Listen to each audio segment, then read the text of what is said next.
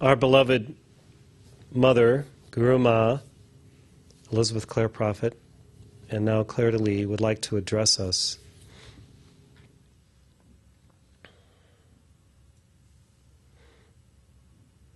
At the juncture of the transition between one year and the next, there is an open door and an opportunity to resolve the past while preparing for the future, to wrap up cycles of light and darkness that we've been engaged in from the current exiting year, and simultaneously the great anticipation of new dispensations, new light, new divine energies that are right at the tip of being released from heaven to the earth, to disciples, to initiates, to those who are prepared, worthy, and able and ready to receive them. Our ability to receive new dispensations of grace, beauty, light, of course, is based on merit in one sense, yet also the grace of God, which really goes beyond karma itself and what we may have earned. When our attitude is right, when we are in that mode of having turned our attention upon, our vision upon God, our divine presence, the etheric and divine realms, and we are attentive to the voice of divine reason and holiness, both within our own hearts and really within the universe as the Holy Spirit's presence, voice, breath, and sustaining grace. We cannot demand that God do anything, although we pray very diligently and we expect a return on our investment, knowing the law that the call compels the answer. Yet it is really sometimes a mystery as to how God will answer, when God will answer, and through whom. And so God uses who God uses to produce all manner of graces, blessings, bestowals, boons, and we don't always know in advance how this will manifest. Having faith, acceptance, and belief, we move forward, do our work diligently, and kind of leave it up to God and the angels and heaven as to how everything will be outplayed. Sometimes we cry, "How long, O Lord?" when we see evil manifesting in the world through dictators, through that which transpires, which we know is not right in terms of what should be manifesting on our planet if it were living in a golden crystal age of enlightenment and freedom and love and brother-sisterhood. In our patience possess we our souls, and this patience is the sustaining action of constancy, what we may call long-suffering, which in one sense seems to be suffering, yet doesn't have to be wrought with a lot of angst and anguish and pain if our attitude is such that we know that God will eventually answer mankind's prayers. There is a perfect balance in the universe of justice and mercy.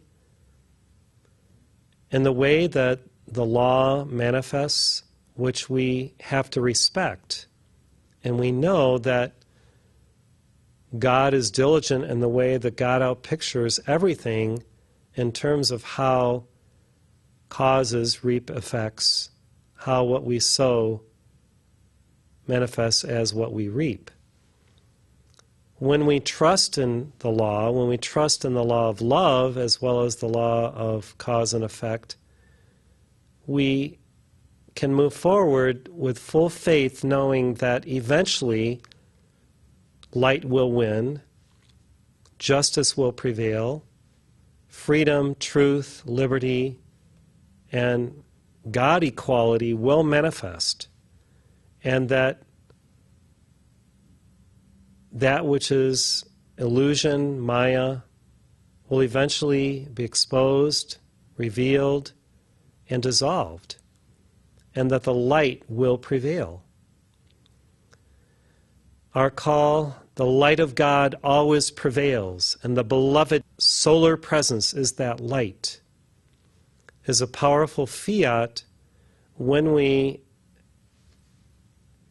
empower it with our faith, our belief, our acceptance that it will result in the lightning action of God's will manifesting in our world. It is an affirmation of truth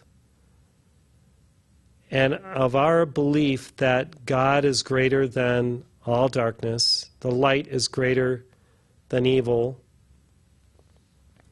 and that our victory is assured because God is great.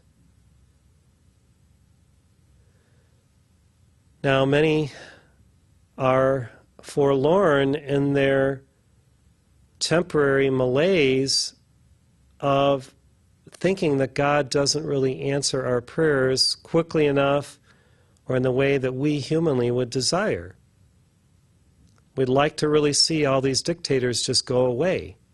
We'd like to see corruption around our planet, and especially in the powers that be or the powers that were, just totally give way to a new order of grace, of love, of divine fellowship and beingness.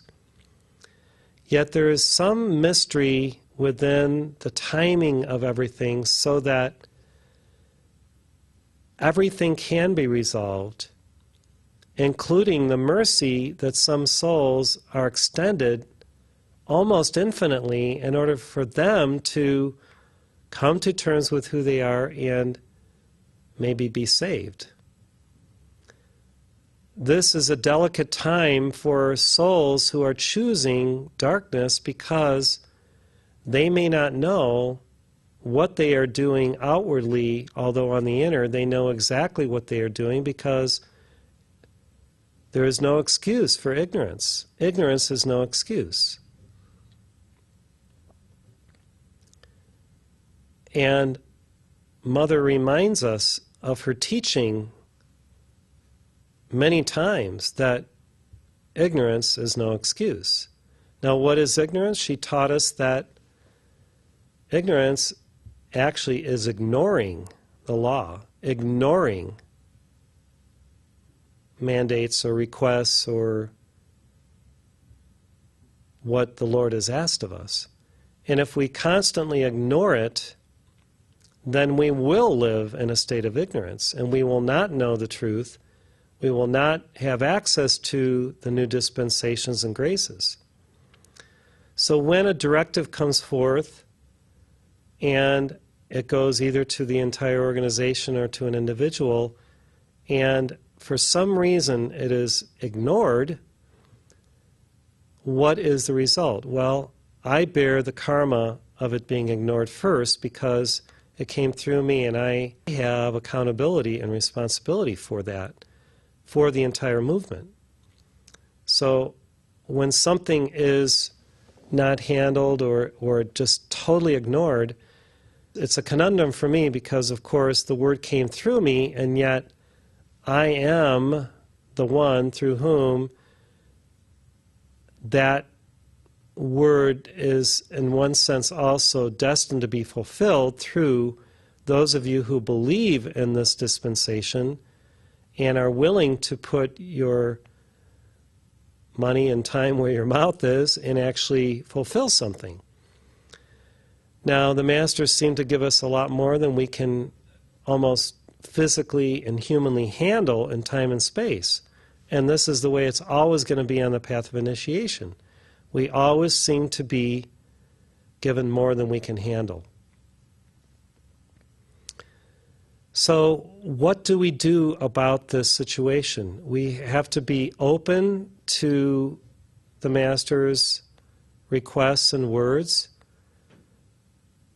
and be cognizant of the ramifications when we, both individually or as a movement or as a team, ignore what the Masters say. And of course, I feel for people who are working as hard as they can work, who are straining under the burdens that they carry when things aren't necessarily happening in the seeming timeline that I would like and that I feel that the Masters desire. The grace that comes occasionally, though, sets us back on course and brings us into that unity field where even when we have temporarily lapsed into ignorance, God says, I understand. And then maybe a new timetable is offered and new opportunities present themselves. And we can either make up for what we didn't do or, in some cases, move on to other dispensations which may be at that moment even more important. Now, looking at this from the vantage point of the end of a cycle, the end of a year, it's a good time for us to assess, how we did in terms of what we committed to individually and what we committed to as an organization, review our karmic board letters. Many of us just composed a new one at the solstice for the coming 6 months at least, or for some of you maybe for the entire year. And look at what actually you were able to fulfill and then what you weren't, and then kind of systematically decide after reviewing this what you feel you can commit to and offer and give while stretching a little bit, yet while also not overcommitting. And I think this is an exercise that will bring us important information about our own pathway, about our own level of discipleship. If we find that we are constantly underperforming and overcommitting, then we have to really assess why we're doing that. And then go back and say, okay, Masters, this is really the best I can offer. I'm going to have my A, B, and C list, and I pledge to do the A's and hopefully most of the B's, but I don't know if I'll get to those C's, the ones that I feel are less important. And I think that if each of us are honest with ourselves and we really do this assessment at the end of the year, then when we move forward into the new year, we will be wiser, we will have learned certain lessons that actually embed their wisdom within us so that we use that wisdom to make greater progress in the coming year. It's okay to fail once in a while and to slip up and make errors if we learn the lesson and we use those object lessons for footholds to our victory in the next cycle, because this is life, and no one will ever condemn you for making a mistake if you get up and brush yourself off, and the next time you see this initiation coming, you really plow through and you are victorious, and I think everyone will applaud you and really be there to support you for the next cycle and the next cycle. The path of initiation really can be fun if we look at it objectively from God's bird-eye view and see that, yes, we're all going to make little mistakes, we're all going to have our victories, and if we're making progress, we are pushing forward, and we are actually learning, growing, becoming wiser, more brighter in our use of energy and divine light, and wiser in the way that we kind of craft through co-creativity with God our offerings to the universe, then heaven will honor you. I believe heaven will honor the just servant, those that are making that effort, plying their trade, applying themselves daily in a very directed and focused effort toward the path of oneness and victory.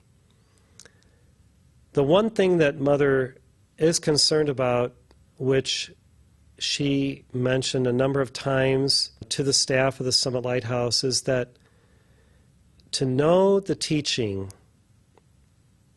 we must become that teaching. And if you don't study or listen to the Master's words on a regular basis and really try to incorporate them in your life by considering them and then living them, all the work that you do without that teaching being real in your life will not really have its powerful desired effect in the long term, because you can work and get a lot done, yet through that work there is also the opportunity for self-reflection, self-mastery, the carving away of the human self, the ennoblement of the divine within you and everyone and the world through what you are co-creating, and the blessing upon life through what you are giving when you give it with love and with joy, with harmony and with peace. So God appreciates a gracious giver and a righteous servant who is invested in both the work and the love that goes into that work to make it real, to make it alive, to make it really everlasting in its powerful dynamic effects to bless others and to bless the planet. There at times is a little bit of a chord of discord in the lives of some who start to whine about this or that. And I found myself entering this emotional state or mental state when I felt that I just was way overtaxed in what I have to do. There's this little whiny energy of, woe is me, I just have too much on my plate, I can't do it all, and therefore I'm going to have to cop out or bug out of here. How do we deal with that? Well, prioritization and getting back with God on these priorities. And how do you get back with God? Well, you list your priorities and you meditate with God and say, you know, this is what I have that I'm committed to, and I'm falling a little behind in this area. You know, oh God, you know, what can I do? Can you help me discern what I should be doing right now to make the biggest impact? And maybe there's something that I really shouldn't be doing that I don't have to do, and therefore it will allow me the time, the energy to focus on what is most important. Now, I've gone through this process even last night, and I'm here to let many of you know that I was very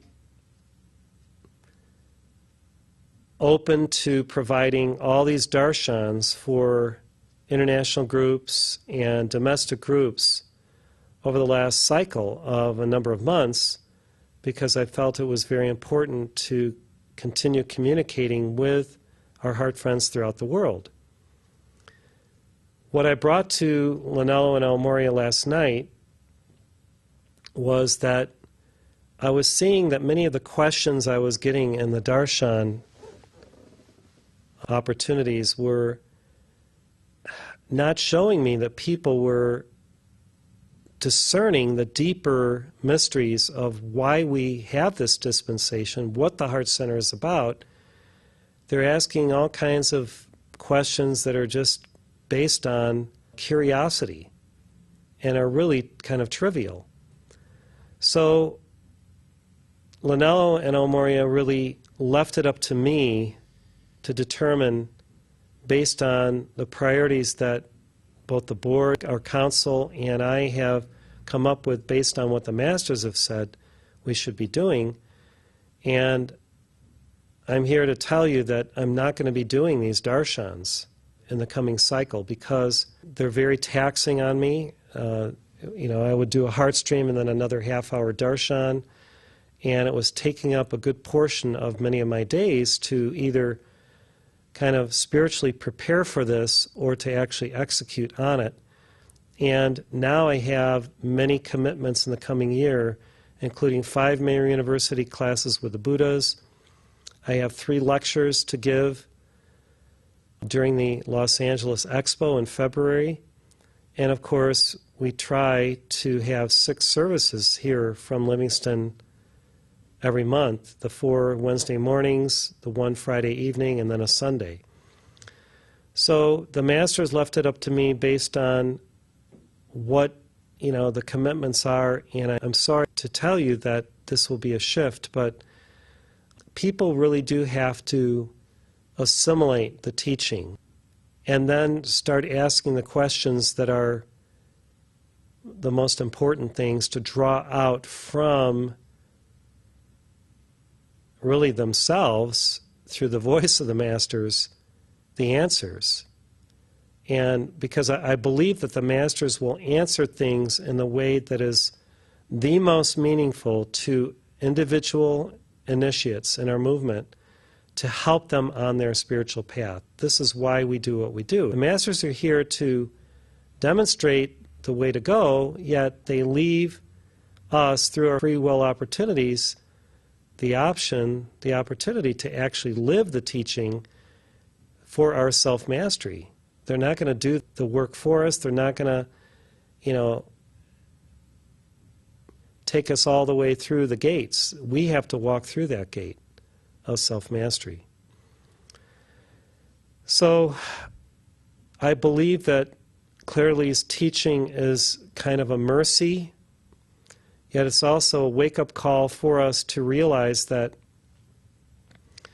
this self-assessment is really important, because if we get into a certain groove and we think that we're really making all this progress because we're doing what the Masters asked us to do, we're attending the morning broadcasts and participating, yet there's something still there missing in our life where we're not engaged at that percentile that we are required to engage at, where we know that we are making that effort to overcome and to put away our dweller and our not-self and our human ego, then, that's problematic. And so we can overcome these issues by deciding to have this self-assessment. And it really is great at the end of the year, before the new year, but it's really a good thing to do every week, at night before you go to bed. See how we did during the day. Ask for forgiveness for those things that we may have said or done that were not in the highest alignment with God's will and our divine plan and the Master's requests and desires, and then to make amends and brush ourselves off and move on. So I pray that this message from Claire de Lys will help you so that you can look at your life squarely. As Pallas Athena recently told us, look squarely at the truth. I mean, a lot of people aren't looking squarely at the truth. They're ignoring that truth. And even when it's, facing them and staring them in the eyes, they are not willing to face the truth. And so she said, stand and face the truth. And I think that we all have to do this, and at times others are mirrors for us, and they may say things, or the way they look at us or talk to us or whatever, it may be an actual mirror that the Masters use to help us to face the truth and to move forward with righteousness and with integrity and honesty about who we are, honesty about our path and what is true. Now, there is a disciple who I love dearly who has really been living an illusion in one aspect of her life for many, many months. And this illusion has become so strong for this person that they believe that it is all true. And a while back, the Masters, through me, pierced this bubble of illusion in a very dramatic and really intense way. At least the Master attempted to pierce that bubble of illusion. The person has not really accepted that action. And it was so intense when it happened through me that I was shaken to the core of my being. What can the Masters do when we live in a state of illusion? All they can do is try to help us. And sometimes when we have been there for months and even years, they go to great effort to do this for us because they love us. And I can assure you, I love this person with my entire being. Yet at a certain point, when the person then ignores, and here's this word ignore again, ignores the Master's promptings, then they will live in ignorance. They will live in an ignorant state that they now have co-created of illusion that is now their new reality. And it's not reality, it's their reality, but it's not really a higher reality. So what am I to do, what are we to do about this? Love them, pray for them, and pray that they will one day awaken. And it may be through a harsh lesson. It may be through a betrayal. It may be through some circumstance that occurs where that veil of illusion is finally pierced through a hard knock lesson in life. I wish that there was an easier way for me to help this person through this crisis, that because this is a crisis of their soul, not just the outer personality. This is a crisis of the soul. And I just wish that I could get through to this person, yet I've tried and it has not worked. So we have to just then surrender, let go, and keep loving the soul, even if the soul is receding or living in this illusory state. In some cases, the Masters have warned us, when you've been on the path for so long and you choose to ignore the Masters, then you cannot make certain progress on your path. The point of progress is kind of stopped until that bubble is burst and the person chooses not to ignore, to squarely face the truth, and then to make amends and move on. So it may be that the person is just stuck at a certain point in the path until that initiation is passed, and then they will continue making progress. And God is the person who determines, with that person, what that timetable is. It's not up to me or to any of us to determine. It is what it is, and God bless them. What does happen, however, is that person may no longer be in proximity with me in terms of the fire that comes through from the masters through the initiatic path, where I am able to help them to make that steady, ongoing progress through their obedience, through their recognition of their state of consciousness and beingness. So Clair de Lys brings this to us because many of us at various times have been caught in this same little web. And it may not have been to the point where you stop your entire initiatic path, or it may have been.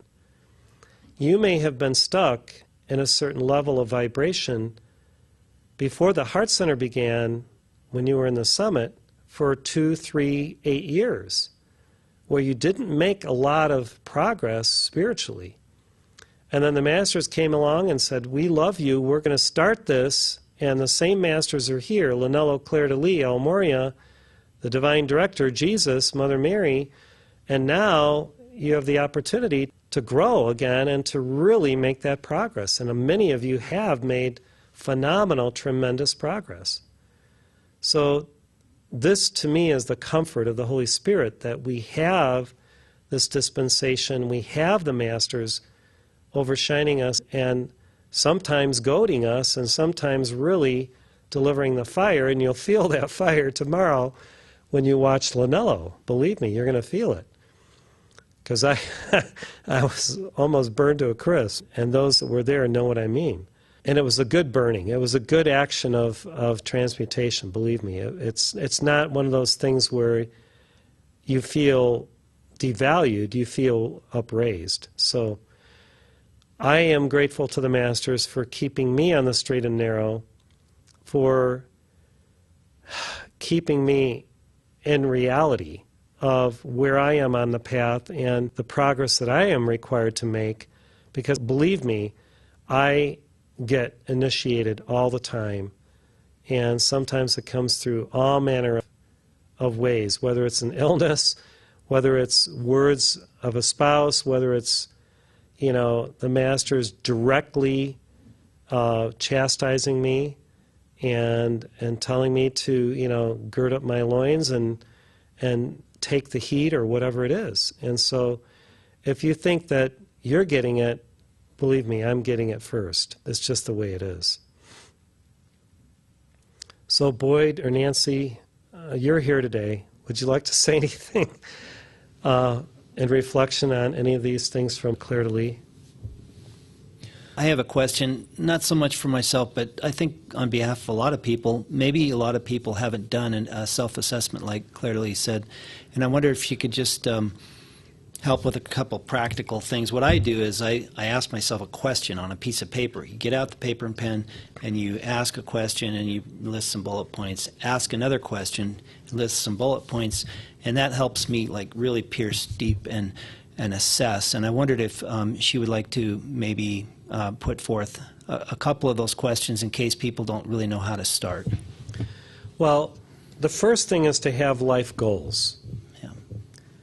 And if you don't have life goals, then you're not making the progress probably that you could, because when you actually enumerate your goals and write them down, it sets in motion the magical mystery tour of divine beingness. And I've written down my goals since 1819 when I found the teachings, and a lot of them have manifest. And yet I have to keep revising them. So the first thing is to write your goals, and then you'll have something to assess from. Mm-hmm. And then after your major goals, then have initiatives to help you reach those goals that are stepping stones toward them.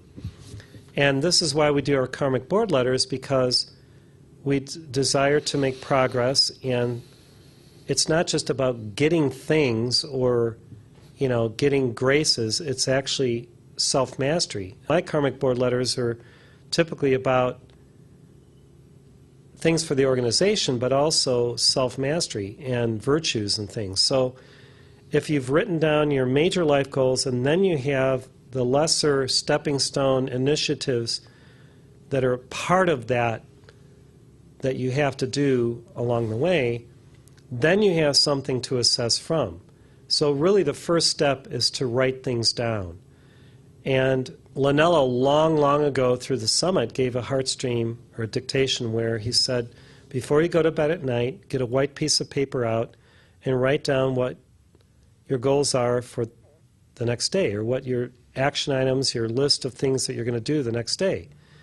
And then he will help you during the night with the angels to put in motion the resources and the energy, sometimes the money, to help you in the following day precipitate and accomplish those goals.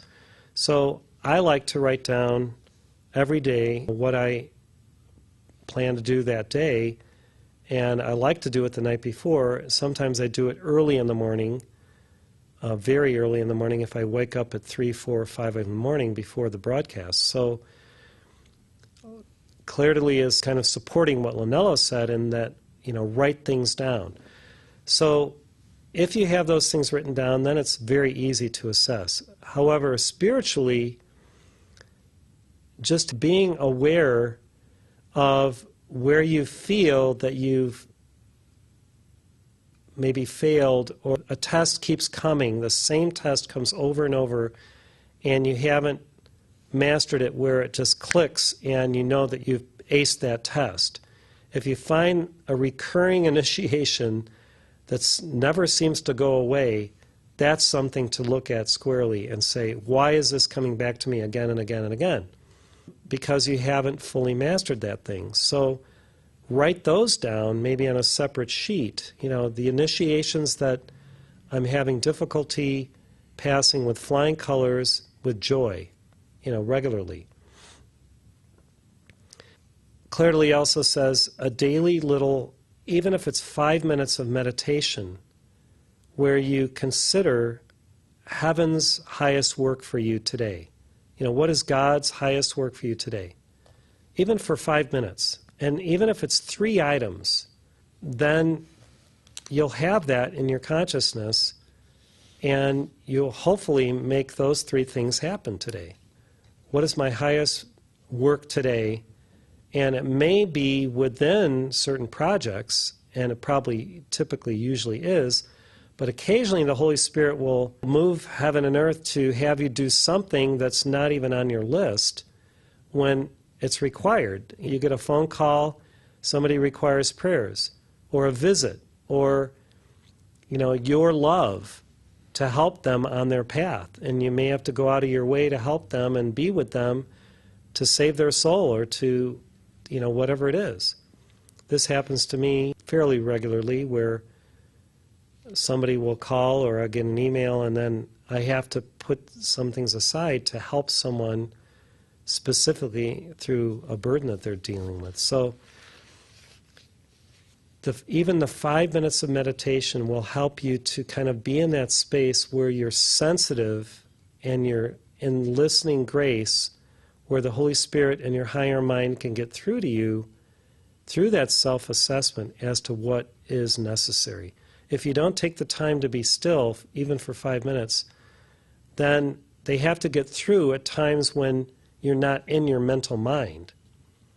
And you've seen this happen where, something comes to you, you weren't thinking through the monkey mind, and then this inspiration or thing came through because you weren't in your monkey mind, right? That's how they could get through to you. So, but the meditation, a planned time every day of silence, will afford you the opportunity to get still and then to hear the inner voice as to what is important to assess. So that's anyway her response, Boyd. Okay. Nancy, did you want to say anything? I'll just briefly say it's coming to my mind, this reminds me also of the recent message by Padre Pio, where he was talking about tests of the ruby ray that we should be ready for, and reminding us again, place our attention on our higher self. But also this, what's coming to my mind right now is also this, I've been working on, there's this subtlety of listening, because most of us even if we don't have as involved in jobs as Boyd or David has, we all have things that we're doing all day, and that's why when somebody asks you, oh, how are you, what have you been doing, everybody's busy. Everybody's always busy, even though it might be not as seemingly important. But I think that part of the key to this is the subtlety of when this little wisp of the idea, what you were just saying, David, this little wisp of an idea comes through. You notice if you didn't act on it, or if you didn't really grasp it when it came by, it's only apparent later, after everything has outplayed, that you think to yourself, you know what, I could have really, if I had grasped this and really understood this and acted on this at that time, then it really kind of changes the course of your life, because then you don't have to take this big detour and do all these other things. You could have kind of foreseen a problematic thing as it's coming along before it's already outplayed. And so the subtleties, I think, this is part of the test, besides being very clear on what we're going to do, understanding even what it is we're supposed to do this day, and paying attention to these vibrations, these subtle vibrations that are there for us to pick up on. But if we're being ignorant and we're not paying attention to them, they just kind of float right past. Great, thank you. Well, Claire de Lys just flashed to me a little tidbit of a teaching, and I haven't heard this before, but based on your sun sign, there is a God virtue that, let's say, is your primary test in this life to outpicture, and then the perversions. So the cosmic clock of Mother Mary, let's say, okay, I'm a Capricorn. So one of my major tests in this entire life is to bring forth God power in the righteous way, of course, and to overcome criticism, condemnation, and judgment. And so the CCJ thing, probably crops up for me more than almost anybody, because I'm a Capricorn.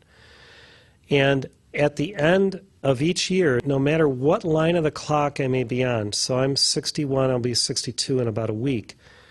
So I've been on the 1 o'clock line this entire year, 5 cycles around 60, and then I'm on a new cycle, new clock. This is the second year of that new clock.